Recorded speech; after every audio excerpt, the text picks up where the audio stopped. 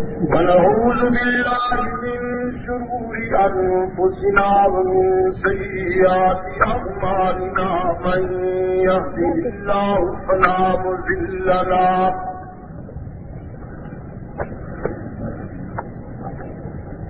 من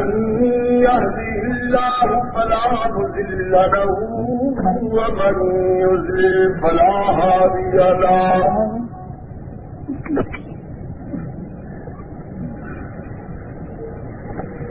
ونشهد أن لا إله إلا الله وحده لا شريك له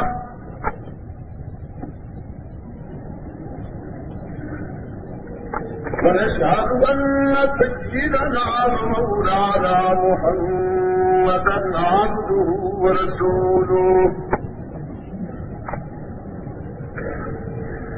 المبعوث إلى الأسود والأحمر لتتميم مكارم الأخلاق لا يخلق نبي ولا رسول بعده ولا أمة بعد أمته ولا شريعة بعد شريعته ولا كتاب بعد كتابه صلى الله تعالى عليه وعلى آله وأصحابه الذين هم خلاصة العالم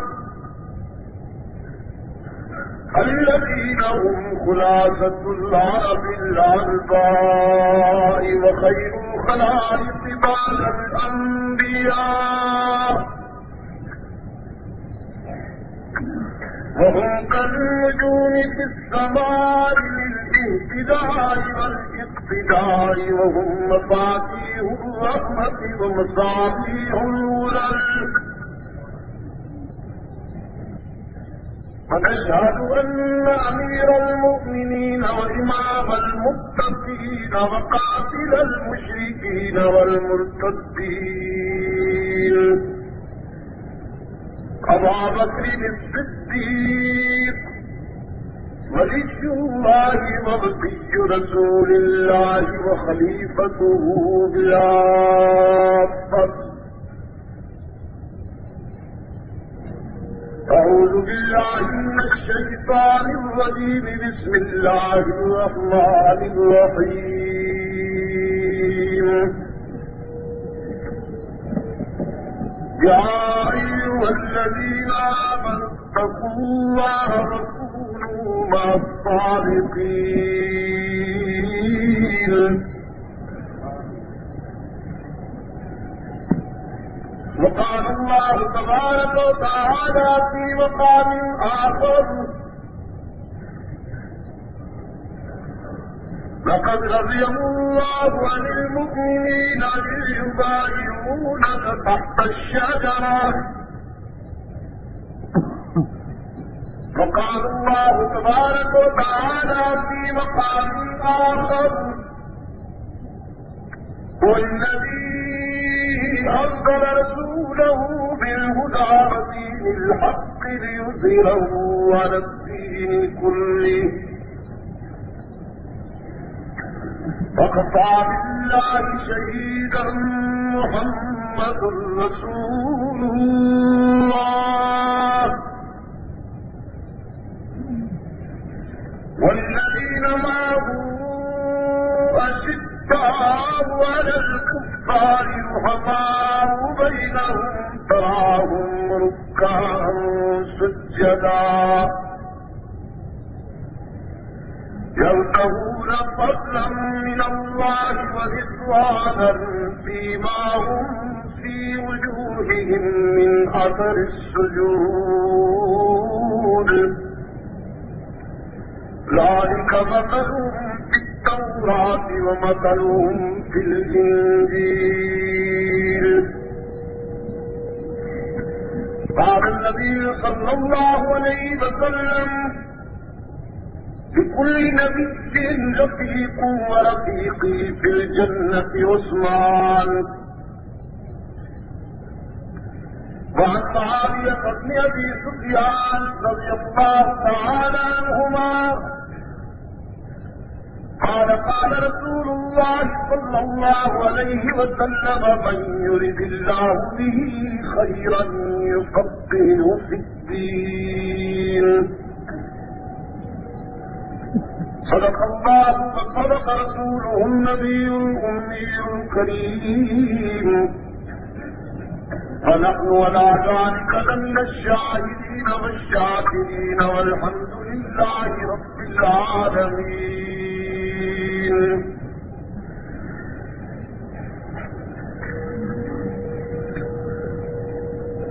اللہ علماء کرام، رفقاء جماعت،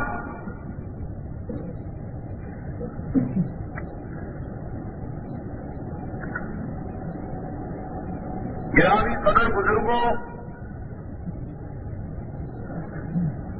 عزیز دوستوں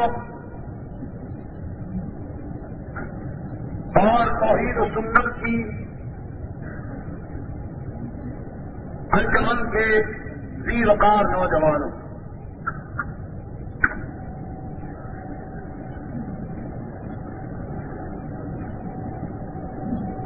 آج کی یہ جمعہ کی نشست جو عثمان نورین کانفرنس سے معاون ہے،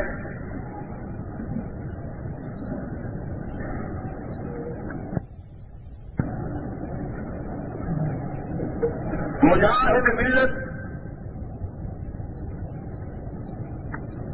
پروان توحید سنت بنام القرآن حضرت شیخ القرآن مولانا غلام اللہ خان رحمۃ اللہ تعالی علیہ کی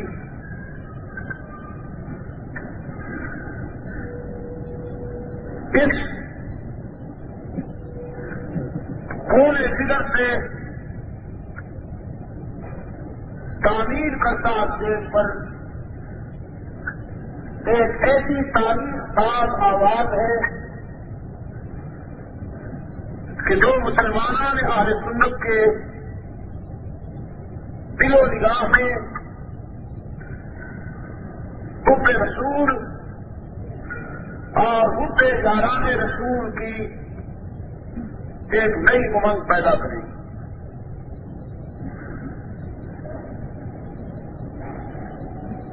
آپ حضرات جس جوش ایمانی اور سچے ولولے سے یہاں دور دراز سے تشریف لائے ہیں، مجھے آپ پر فخر ہے. کچھ حضرات کی طرف سے تلاوت کے لیے بار بار اقرار ہوا ہے، لیکن وقت کی کمی کے پیش نظر میں تلاوت کے بجائے ترجمہ عرض کرنے پر مجبور ہوں. اور یہ بڑی خوشی کی بات ہے کہ تلاوت سننے کے ذوق رکھنے والے حضرات کے لیے کراچی کے احباب نے 2 گھنٹے کی 2 کیسٹوں میں سورہ رحمان، سورہ یاسین، سورہ مریم، سورہ طٰہٰ تلاوت کرتی ہے، جو آپ کو جمعہ کی نماز کے بعد دستیاب ہو سکے گی. ایک بنیادی بات ذہننشین کرنے کے بعد میں سلسلہ گفتگو آگے بڑھاؤں گا. وہ بنیادی بات یہ ہے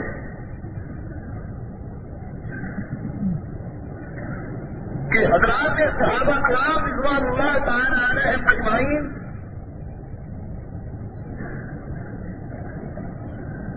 وہ خوش نصیب لوگ ہیں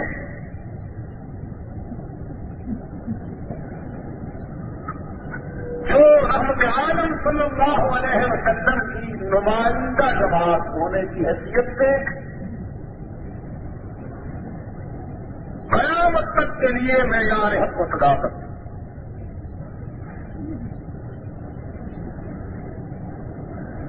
جیسا کہ مجھ سے پہلے میرا عزیز آپ کے سامنے یہ کہہ رہا تھا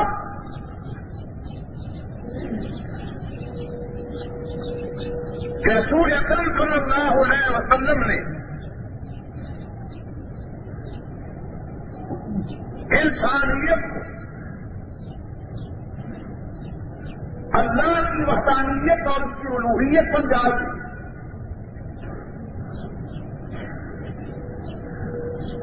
اور رسول کے بغیر ہم خدا کو نہیں سمجھ سکتے. صحابہ کرام رضوان اللہ تعالی علیہم اجمعین رسول اکرم صلی اللہ علیہ وسلم کو ہم تک متعارف کرانے کا عملی واسطہ قرآن تھیوری ہے.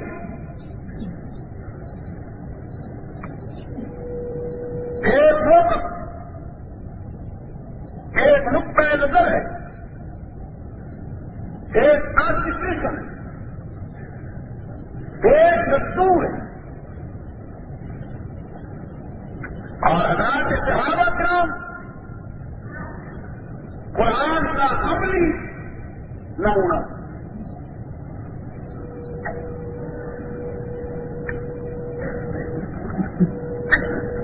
اس تحریر کے بعد یہ بات آپ کو واضح ہو گئی کہ نبوت اور رسالت کے درمیان جو اساسی واسطہ ہے وہ صحابہ کرام. اگر کوئی گروہ کوئی طبقہ صحابہ کرام رضوان اللہ تعالی علیہم اجمعین کی عظمت کو مجروح کرتا ہے یا اس سماج کو متنازع بناتا ہے تو وہ درخت فوج کو سرور کائنات صلی اللہ علیہ وسلم کے پیغام سے معروف کرنا چاہتا ہے. جس طرح تارے کاٹ دی جائے تو آپ کے بلب اور ٹیوب لائٹ روشن نہیں ہو سکتا. صحابہ کرام پر اگر یہ اعتماد مجروح ہو جائے قرآن و سنت کی روشنی آپ تک نہیں پہنچ پائے.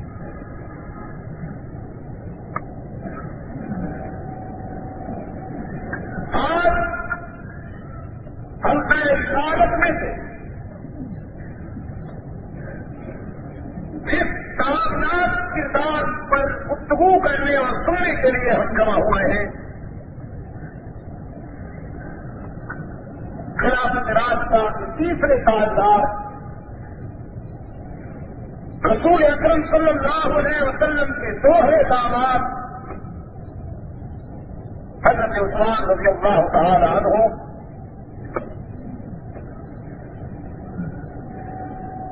جنہیں ہمارے شاندار بازی نے سنو رین کا کریڈٹ کیا.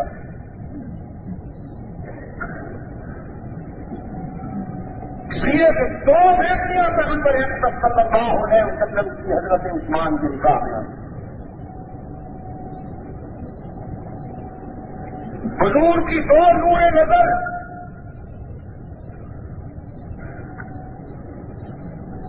حضرت عثمان کے نکاح میں آئی. سنو رین کہلائے ہیں. دو مرتبہ رسول اکرم صلی اللہ علیہ وسلم کی زبان سے حضرت عثمان کو جنت کی بشارت کی گئی.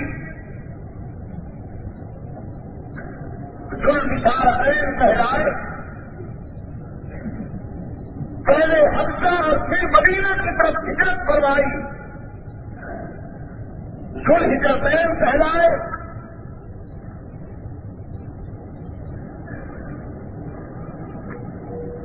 یہی وہ خوش نصیب ہے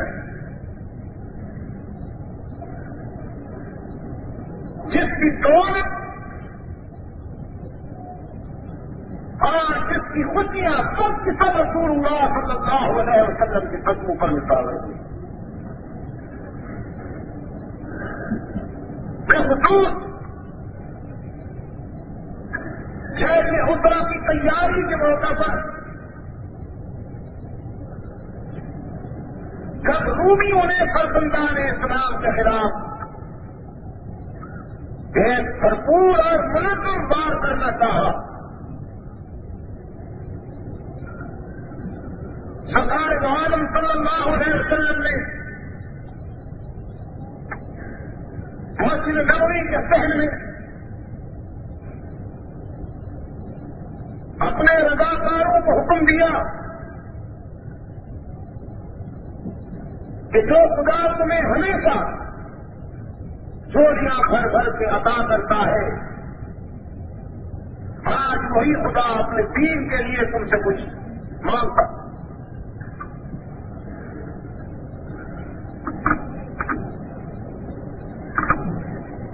اس ہاتھ پر اگر کے بازی کو لے لیا بادشاہ ہے وفا،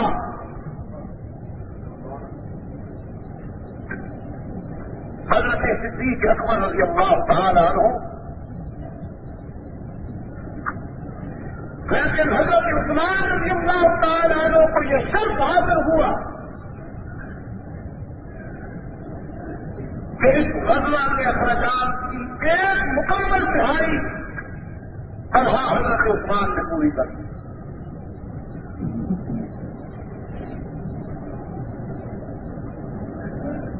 جنگی تربیت یافتہ گھوڑے پیش کیے، سب اونٹ پیش کیے، سب تناظیر سرکار دو عالم صلی اللہ علیہ وسلم کے قدموں میں ان کا ڈھیر لگا دیا.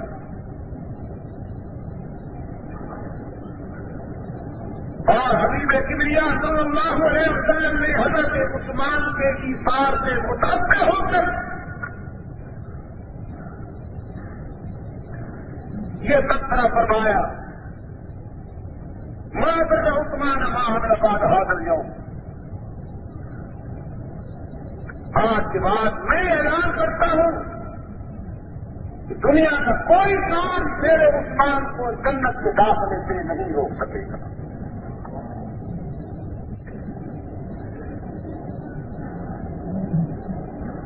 تاریخ کا وہ بدبودار رہا حالات، گروہی اصلیت کے مارے ہوئے وہ بیمار ذہن رکھنے والے وہ جنہوں نے حضرت عثمان کی کردار خوشی کے لیے جھوٹی روایات کا انبار لگایا ہے. میں ان سب روایات اور اس سارے الزامی مواد کو رسول اکرم صلی اللہ علیہ وسلم کے اس ارشاد پر قربان کر دوں کہ عثمان سے چلنا، عثمان یقینی جنتی.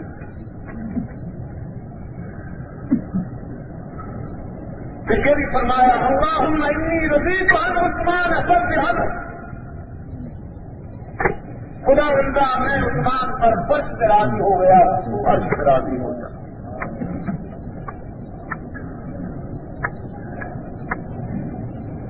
سن 6 ہجری میں ہزار کی بات کر رہا ہوں. اگر حضرت عثمان رضی اللہ تعالی عنہ کی سیاسی خدمات اسلامت سوسائٹی کی فاؤنڈیشن میں ان کی انتظامی خدمات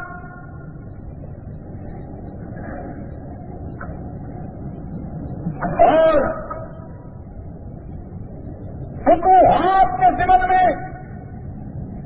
حضرت عثمان رضی اللہ تعالیٰ عنہ کی کامیاب حسن حکمت عملی تو تاریخ کی یہ وہ حقیقت ہے، کوئی آخری انسان اس کا انکار نہیں کر سکتا.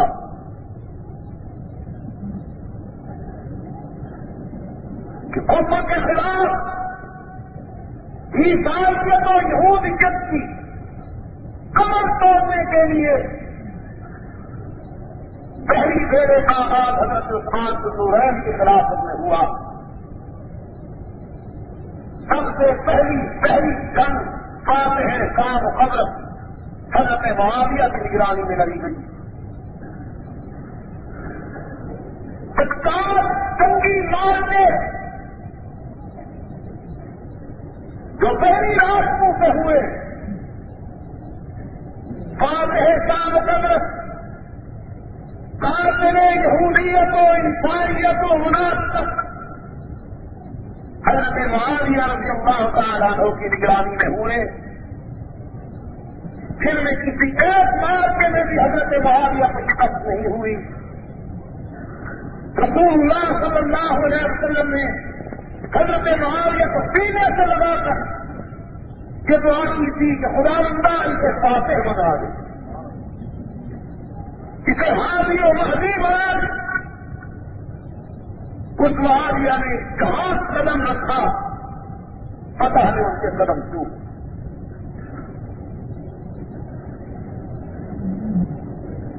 سب سے پہلا بھی فتوا حضرت عثمان بن نورین کے اثار سے ملت اسلامیہ کو ملا. یہودی کے قبضے میں تھا. کون ہے وہ شخص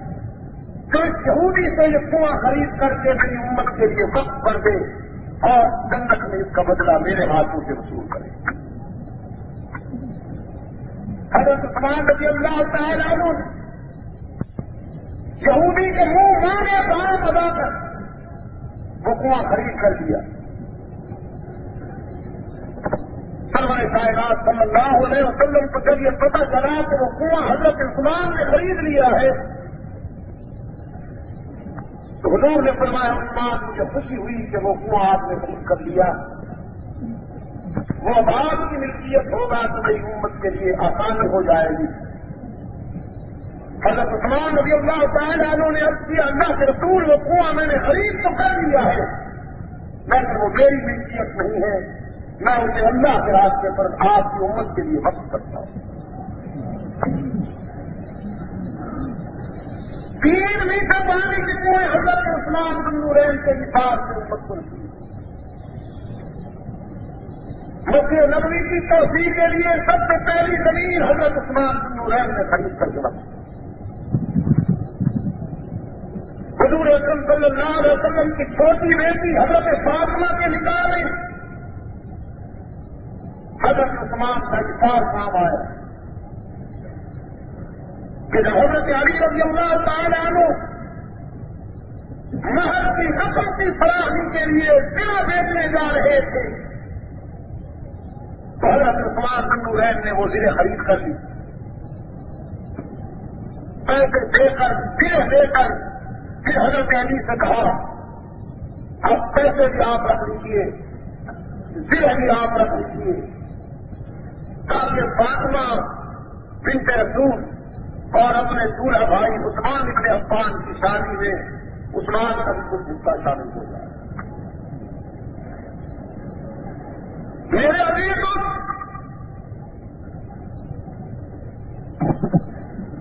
سن 6 ہجری میں جب سرکار عالم صلی اللہ علیہ وسلم زیارت بیت اللہ کی اجازت سے مکہ کو عزم فرماتے ہیں, مشرکین مکہ کی طرف سے یہ اطلاع آئی کہ ہم اسلام کے قائد اعظم صلی اللہ علیہ وسلم کو بیت اللہ کا طواف نہیں کر سکتے.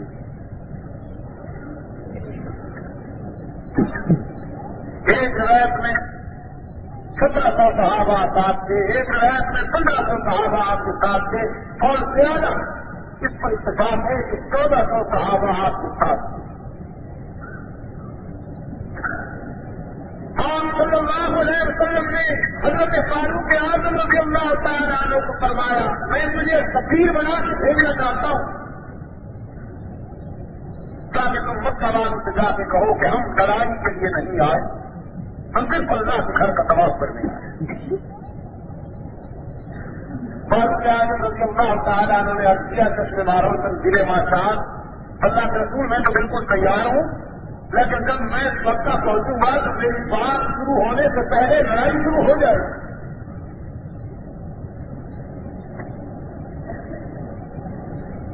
مجھے تو جانتے میرے تو نام سے وہ گھبراتے۔ رسول اکرم صلی اللہ علیہ وسلم نے فرمایا یہ بات تو تم نے واقعی بہت موضوع کی ہے، تو پھر کس کو تفسیر بنا کے بھیجا جائے؟ فیصلہ ہوا کہ حضرت عثمان کو بھیجا جائے۔ عثمان کے سود اور صفا کی باب سبا جب چلتی تھی تو دشمن بھی دامن بھرتے تھے، دوست بھی دامن بھرتے تھے۔ عثمان کی سفارت کا سہارے کرم کسی کو معلوم نہیں کرتا، مشرکین کو وہ دن اور راتیں نہیں بھولی ہوں گی جب عثمان کے دسترخوان پر انہیں لقمہ تر ملتا تھا۔ شاید نمک حلالی کے سلسلے کے تحت وہ عثمان کے ہاتھ نہ اٹھائے۔ تقدیر رسالت بن کر حضرت عثمان رضی اللہ تعالیٰ نے مکہ تشریف لائے۔ مکہ والوں سے آ کے کہا میرے آقا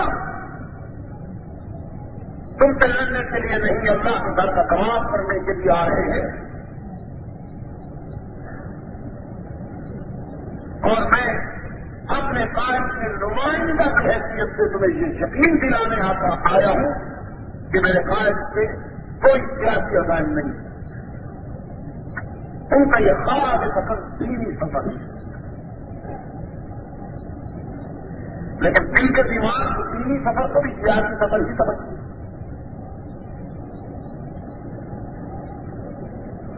انہوں نے پابندی عائد کر دی اور کہا کہ مکہ میں جب تک ہم زندہ ہیں رسول اللہ زیادہ نہیں ہو سکتے۔ آج بتا آپ اگر چاہیں تو بیت اللہ کا طواف کیجیے اور چل جائے، کیونکہ آپ کا ممنوع ہے، آپ ہمارے ہوتے چاہیے اور مکہ کا طواف کر لیجیے اور اپنے قائد میں کہہ لیجیے کہ آپ کو اس سال ہم داخلے کی اجازت نہیں دی۔ حضرت عثمان بن عفان نے فرمایا تمہیں یہ خیال کیسے آ گیا کہ میں اپنے قائد کے بغیر بیت اللہ کا طواف کروں گا؟ تم نے مجھے قبلہ تو دکھا دیا ہے، لیکن میرا قبلہ نماز حدیبیہ میں بیٹھا ہوا ہے، جب تک وہ میرے آگے نہیں ہوگا میں طواف کیسے کر سکوں گا؟ حضرت عباس کے اس جواب نے مشرکین کو مستعد کیا۔ انہوں نے غیر و حضرت کے عالم میں حضرت عثمان بن نورین کو نظر بند کر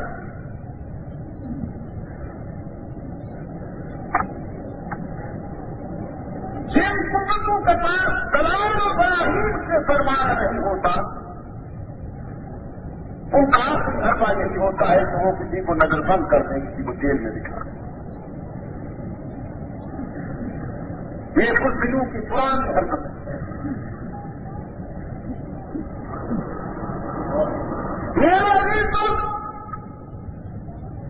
جہاں حدیبیہ میں رسول اکرم صلی اللہ علیہ وسلم کے صحابہ نے اپنے خاص کو کہا عثمان کو بڑا خوش قسمت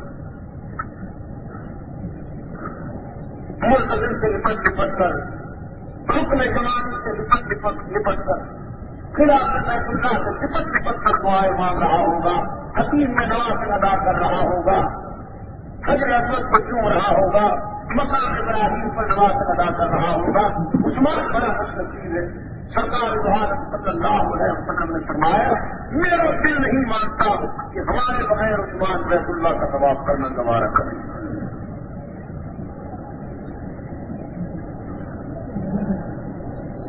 یہ ہے رضاکار افغان کے درمیان کسی وقت کہ دل کی دھڑکنوں میں بھی یگان لگے، اور جب قائد کا رخ کچھ اور ہو، رضاکار کا رخ کچھ اور ہو، بظاہر وہ سچے نظر آئے، لیکن لیکن دل نہ ملے تو وہ قیادت نہیں ہوتی، حفاظت نہیں ہوتی، وہ منافقت ہوتی ہے۔ اصل میں دلوں کا ملاپ کامیاب کا گر یہ جملہ دل کی گہرائی میں دکھا دی۔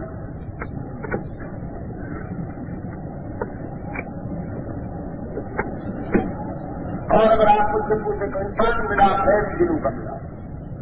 دماغ کا ملاپ تو کس سے نہیں ہے؟ پتن کس نے کہا ہے کہ محبت بھی ہوا کرتی ہے، دل سے دل بھی ملتے ہیں، یہ سب ہوتا ہے، لیکن آدمی مشکل سے ملتے ہیں۔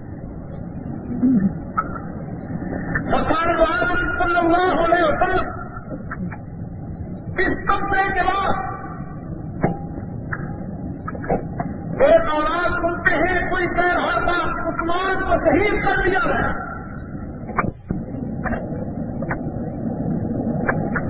بعد بات نے لکھا ہے کہ یہ افواج جان بوجھ کر مشرکین کے محاذ کی طرف سے نکالی گئی۔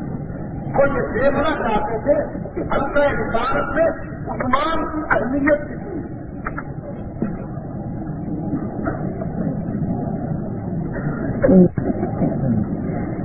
حضرت عثمان رضی اللہ تعالیٰ عنہ کی شہادت کی خبر جب حدیبیہ میں پہنچی،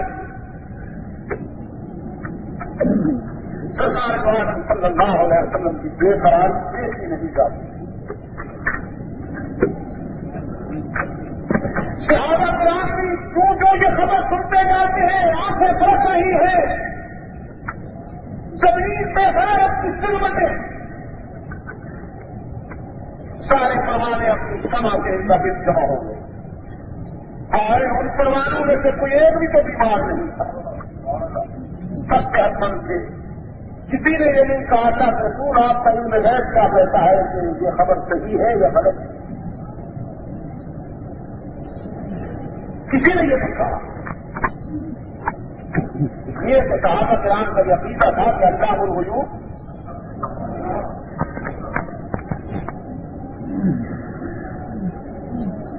قرآن پاک میں فرمایا قل لا يعلم من في السماوات والأرض الغيب إلا الله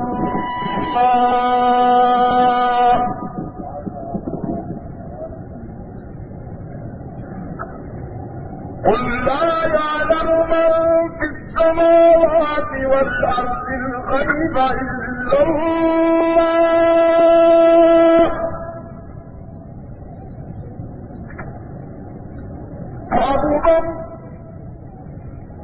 بڑی وضاحت کے ساتھ یہ بات کر دیجیے کہ زمینوں اور آسمانوں کا غیب اللہ کے سوا کوئی نہیں جانتا۔ یہ بات صحیح ہے۔ اب اگر کوئی اتنی فنکار کہے کہ نہیں،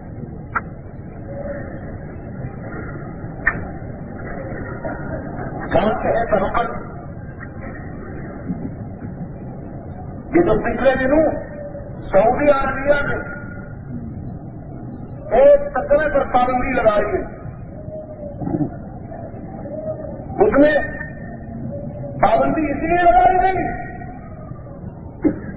پابندی اسی لیے لگائی گئی کہ ان میں قرآن کریم کی روح کے خلاف ترجمہ کیا گیا ہے، اور جب جس ترجمے میں قرآن کی روح جمع ہو رہی ہو، وہ ترجمہ کسی جبے والے کا ہو، کسی موچو والے کا ہو، داڑھی والے کا ہو، مزاج ہوگا۔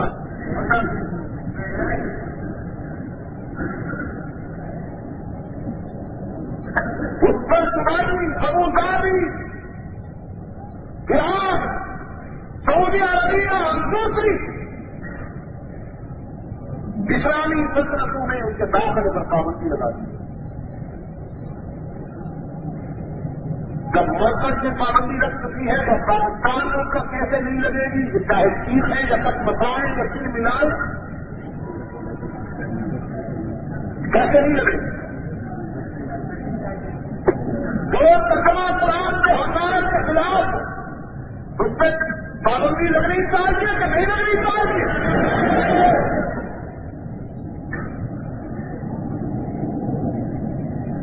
دیکھیے میری بات سنیے، دلائل کی باتیں علماء کریں گے، براہیم اور سیدات کی باتیں علماء سے سنیے، لیکن ایک عام اور سادہ لوگ مسلمان کا یہ عقیدہ ہے کہ اللہ کے گھر میں اور مسجد نبوی میں، بیت اللہ میں اور روضہ رسول اللہ مسجد نبوی میں قیامت تک گمراہ اور گمراہی نہیں جاتی، وہ حق بدلاوت کی پتہ قیامت تک جب بھی نسل انسانی صداقت کو دیکھنا چاہے گی تو اسے نہیں ملے گی صداقت، کہیں سے خیر و برکت تقسیم ہوتی ہے پوری دنیا میں، کہیں سے روشنیاں تقسیم ہوتی ہیں، اجالوں میں برکت وہی ہے، تو جن لوگوں کی وہاں نمازیں نہیں ہوتی ان اماموں کے پیچھے وہ ملت اسلامیہ کی نمائندہ کیسے ہو سکتی؟ میں نے تو کراچی میں ان دوستوں کو دوستانہ پیش کرتی اور آج جہاں بھی 11 فروری 1983 کے اس صبح کے اجتماع میں پیش کرتا ہوں ان دوستوں کو، مناظرے کی نہیں، اس دور حاضر میں مناظرے کا معنی ہے مجادلہ، اور ہم لڑائی کے موڈ میں نہیں ہیں، ہم ان احمقوں سے نہیں لڑیں، ہم لڑیں گے روس سے، لڑیں گے یہودیوں سے، لڑیں گے ہنوس، لڑیں گے کوڑے شیطانوں، ان کو بات ہم سمجھائیں کہ بڑے خدا ہے، ان سے بات کریں۔ میں نے پیش کرتی ہے کہ حرمین شریفین کے ائمہ کو ہم دعوت دیتے ہیں، ہم بلائیں اور یہاں اسٹیٹ بینک ہال میں ایک مشترکہ کانفرنس رکھی جائے، بیت اللہ کا اور مسجد نبوی کا امام جج بنے، صدر مملکت اس کی صدارت کرے، اور یہ گفتگو ٹیلی کاسٹ ہو مواصلاتی معیاروں پر پوری دنیا اسلام کو سنے، تو لاتے لاؤ میں قرآن لاؤں گا،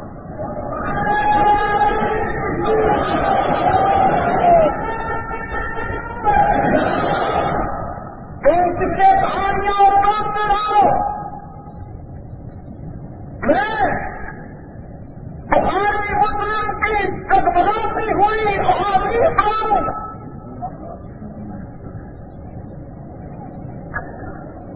میں حضرت شیخ الہند کا ترجمہ،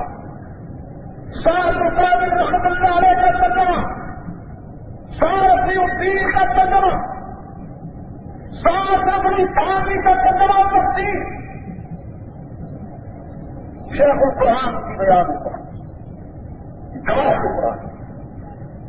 مفتی صاحب کی بات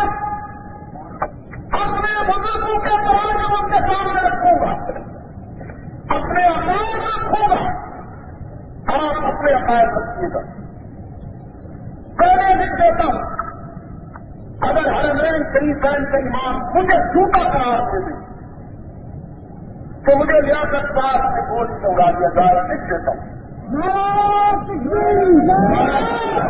لیکن اگر وہ تمہیں جھوٹا قرار دے دے، اگر وہ تمہیں جھوٹا قرار دے دے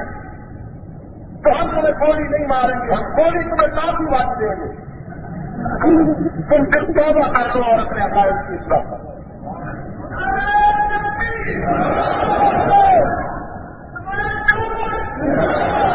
لیکن سن لیجیے،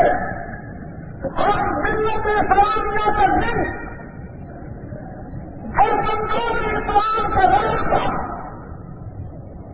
بیت اللہ میں اور بڑے رسول اللہ سے نہیں توڑنے دیں گے، جو ہاتھ اس راستے کو توڑنے کے لیے بڑھیں گے ہم ان ہاتھوں کو پکڑے گا۔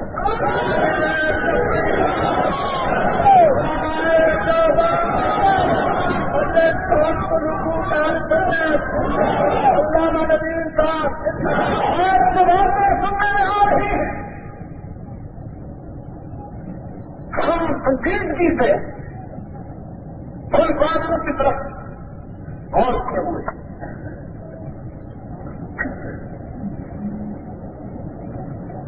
ان کی برابری اور ان کی وحدت کے تصور پاکستان میں کراچی میں تو میں نے کہا میں تیرا چوک کے عزیز کرتا ہوں کہ کراچی میں بھی دو جانور ہیں جو بھائی بھائی کھٹمل اور بچہ ان کا جو کمبائنڈ پوائنٹ آف ویو ہے وہ خون چوسنا کھٹمل بھی خون چوستا ہے اور بچہ بھی خون چوستا کھٹمل لو لوہان ہے اور پتھر گلوکار یہ بھائی بھائی نوجوانوں نے وہاں ہمارے بلند کر دیے انہوں نے باتوں بلند کر دیے کھٹمل رکھ کر بھائی بھائی آگے میں نے پیمند لگا دی آج آفت نہیں سے آئی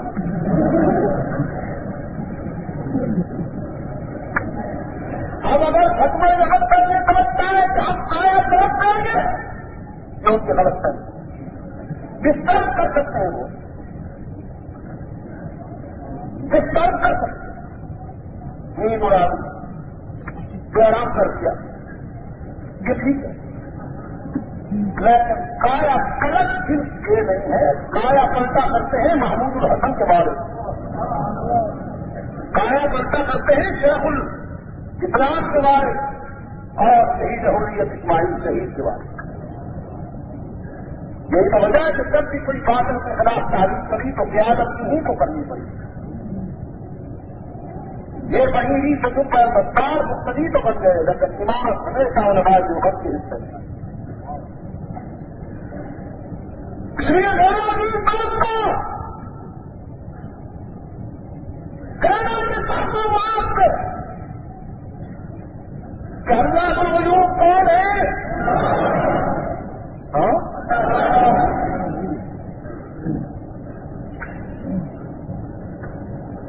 پرانے پاک میں کالوا وعنده مفاتيح الغيب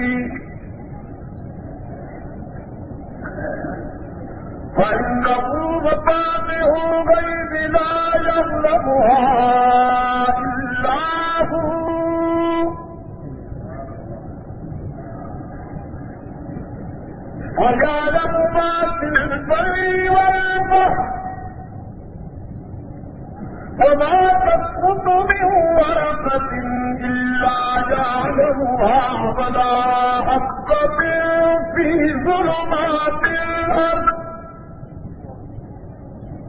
ولا رطب ولا يابس إلا في كتاب مبين وعنده مفاتيح الغيب اسی کے پاس غیب کی چابیاں مفتاح الغیب نہیں مفاتیح الغیب یہ نہیں فرمایا کہ اسی کے پاس ہے غیب کی چابی اگر مفتاح الغیب کہا جاتا چور بازاری کے عادی مجرموں کے لیے گنجائش نکل آتی یہ کہتے بڑی چابی تو اس کے پاس ہے لیکن چھوٹی چابیاں سارے بزرگوں کو لا کوئی بھی اللہ کے پیار میں بات کرو قرآن پاک کی خدمتوں پہ قربان جاؤ فرمایا وعنده مفاتيح الغيب لا يعلمها إلا هو اسی کے پاس ہے غیب کی چابیاں کوئی نہیں جانتا مگر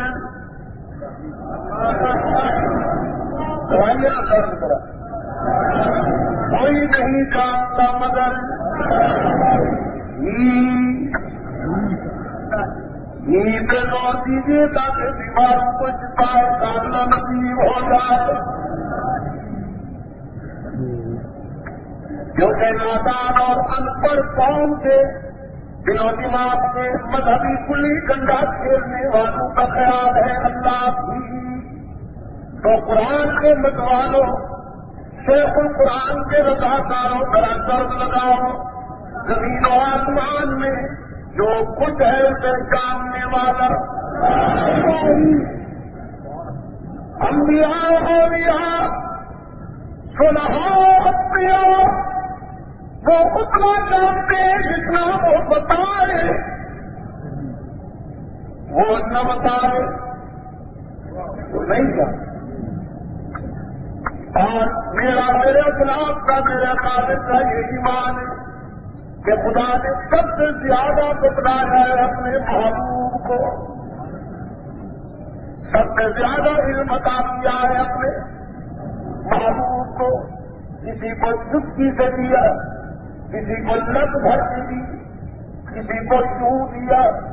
لیکن جب اپنے محبوب کی باری آئی تو اللہ نے جھولیاں بھر بھر کے عطا کیا. مگر اللہ قرآن کہتا ہے وَيَعْلَمُ مَا فِي الْبَرِّ وَالْبَحْرِ, اور وہی جانتا ہے کہ جو کچھ خشکی میں ہے تر میں, بر میں ہے بحر میں. وَمَا تَسْقُطُ مِن وَرَقَةٍ إِلَّا يَعْلَمُهَا وَلَا حَبَّةٍ, درختوں سے خزاؤں میں, پتھر کے موسم میں درختوں سے گرنے والا کوئی پتا ہوتا نہیں جو اس کے علم سے باہر ہو, اور دھرتی سے اگنے والا کوئی دانا ایسا نہیں جو اس کے علم سے باہر ہو. اور راولپنڈی کے دوست, میں تو یہ بھی کہا سکتا ہوں ہر اگنے والے دانے کو خدا جانتا ہے اور ہر اگنے والا دانا خدا کو بھی جانتا ہے. جب دانا ہوتا ہے نا دھرتی تو پہلی کوپر سیدھی ہوتی ہے.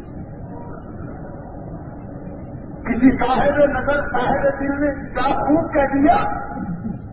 ہر دیا ہے کہ زمین ہو یا وحدہ لا شریک لہ ہو یا.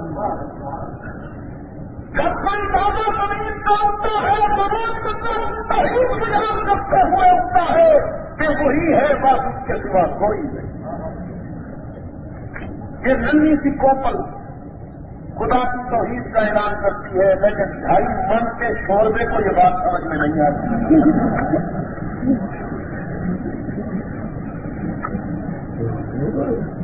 وَيَعْلَمُ مَا فِي الْبَرِّ وَالْبَحْرِ وَمَا تَسْقُطُ مِن وَرَقَةٍ إِلَّا يَعْلَمُهَا وَلَا حَبَّةٍ فِي ظُلُمَاتِ الْأَرْضِ وَلَا رَطْبٍ وَلَا يَابِسٍ إِلَّا فِي كِتَابٍ مُّبِينٍ. اللہ الغیوب کون ہے؟ ہر جگہ موجود, دستگیروں کا اللہ, انسانی زمین کی نیاز مندیوں کے لیے حقیقی مشہور. مشکل کشا یا اللہ کی سرکار دو عالم صلی اللہ علیہ وسلم نے اپنے صحابہ کو بلایا, فرمایا ہم نے سنا کہ عثمان شہید کر دیا گیا, آج تم میرے ہاتھ سے ہاتھ رکھ کے وعدہ کرو, میں بھی وعدہ کرتا ہوں تم بھی وعدہ کرو, جب تک عثمان کے خون کا بدلہ نہیں لیں گے اس وقت تک مدینہ نہیں جائیں گے.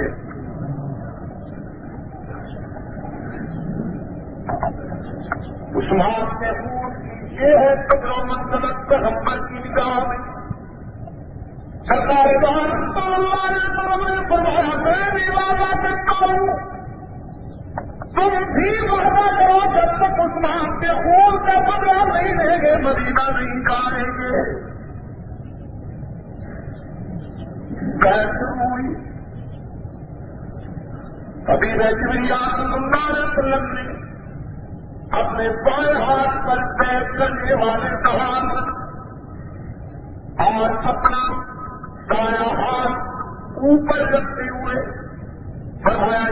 کیوں سمجھ لو کہ تمہارے بھائی عثمان کا ہاتھ ہے،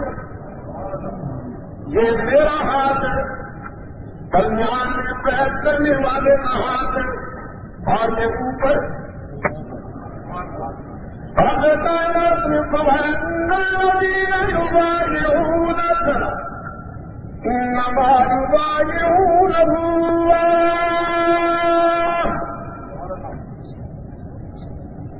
ید اللہ فوق ایدیہم، میرے محبوب جنہوں نے عثمان کے خون کے لیے آپ سے وعدہ کیا ہے، جنہوں نے یہ وعدہ کیا کہ عثمان کے خون کا بدلہ لیے بغیر ہم مدینہ نہیں جائیں گے، یہ وعدہ انہوں نے گویا اللہ سے کر لیا، یہ خدا سے ان کا تک ہو گیا. آپ نے اپنے ہاتھ سے عثمان کا ہاتھ قرار دیا. تعالیٰ نے فرمایا میری رحمت کا تقاضا ہے کہ اب میں عثمان کے ہاتھ کو اپنا ہاتھ قرار دوں.